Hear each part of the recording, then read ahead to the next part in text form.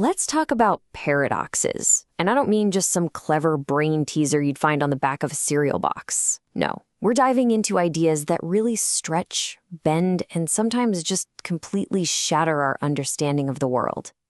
Think of them less like puzzles and more like stress tests for reality itself. So what even is a paradox?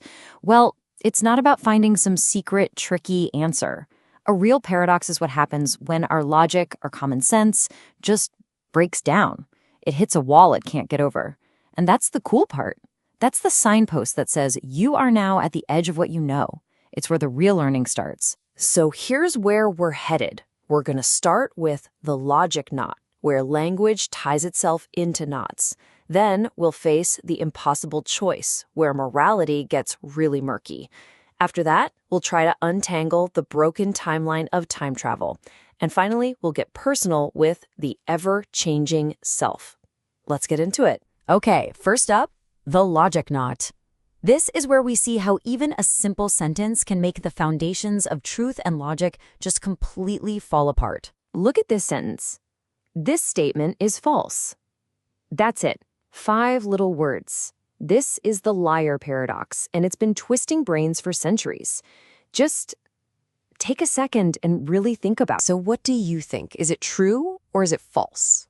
I mean, it's got to be one or the other, right? That's kind of the whole point of logic. But let's actually try to follow that logic and see where it leads us. And here's where it all goes off the rails. If the statement is true, well, then it has to be false, because that's what it says. Okay, but if the statement is false, then it's lying, which would make the statement true. You see? We're stuck. It's an infinite loop with no escape. This isn't just some word game. This little sentence caused a genuine crisis in philosophy and mathematics by showing that our systems of logic have limits. All right, let's move from the abstract world of logic to the much messier world of human ethics. Here, the paradox isn't about what's true or false. It's about a choice with life or death stakes. You've probably heard of this one. It's the trolley problem. So imagine this. You're standing next to a track switcher. There's a runaway trolley careening down the tracks, and it's headed straight for 5 people who are tied up and can't move. You have 2 options. You can do nothing, and the 5 people die. Or you can pull a lever which diverts the trolley to another track. The catch? There's 1 person tied to that track. So what do? Which choice is the lesser evil? Do you actively intervene and sacrifice 1 person to save 5? Or do you do nothing, keeping your hands clean, but knowing that 5 people will die because you didn't act? There's just no easy, clean answer here. And before you write this off as just some philosophy class thought experiment, think about this. We are literally programming an answer to this problem into self-driving cars right now.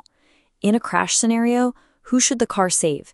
Its passenger? A group of pedestrians? Should it swerve to hit 1 person to avoid hitting 5? This isn't abstract anymore. Engineers have to code an answer. Okay, for our third stop, we are leaving ethics behind and jumping straight into the very fabric of reality. And we're going to use everybody's favorite sci-fi concept to do it, time travel. This brings us to the classic grandfather paradox. Let's say you invent a time machine. You go back in time, you find your grandfather as a young man, and you stop him from ever meeting your grandmother. Okay, simple enough. But the consequence is that your parent is never born, which of course means you are never born. So who just stepped out of the time machine? The whole thing just collapses on itself. So how do we get out of this one? Well, physicists and philosophers have kicked around a couple of big ideas. One is the branching timelines, or multiverse theory. The idea is that your action doesn't change your past, it just creates a whole new reality, a new timeline where you were never born. The other big one is the self-consistency principle. This basically says the past is set in stone. Any attempt you make to change it was always part of the story and would somehow, maybe even ironically, end up causing the very thing you were trying to prevent. And for our last paradox, we're going to turn the microscope inward. We've questioned logic, we've questioned morality, we've questioned time itself. So now, let's question the one thing we think we know for sure, ourselves. What actually makes you, you? To get at this, we'll use an ancient paradox called the Ship of Theseus. Imagine a famous wooden ship is kept in a museum. Over 100 years, every time a plank of wood rots, it's replaced with a new one. Eventually, not a single original piece of wood is left. At the same time, someone's been collecting all those old, discarded planks and has used them to build a second ship. So now you have two ships. And a really tough question. Which one is the real Ship of Theseus? Is it the one in the museum? The one that has the continuous history, even though it's made of all new parts?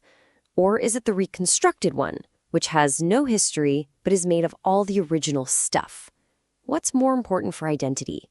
The material you're made of, or the continuous story you carry? And of course, this was never really about a ship.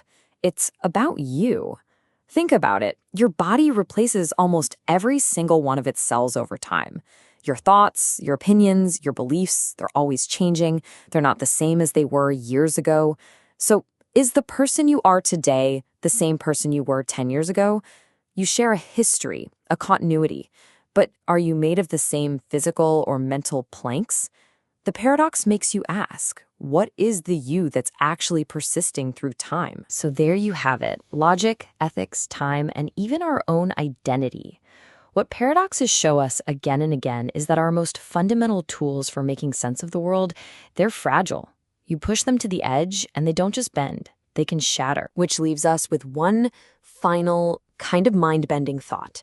If our best systems for thinking, our logic, our language, our concepts of reality, if they all break so easily when we poke at them, then maybe the problem isn't with the puzzles. Maybe the ultimate paradox is us.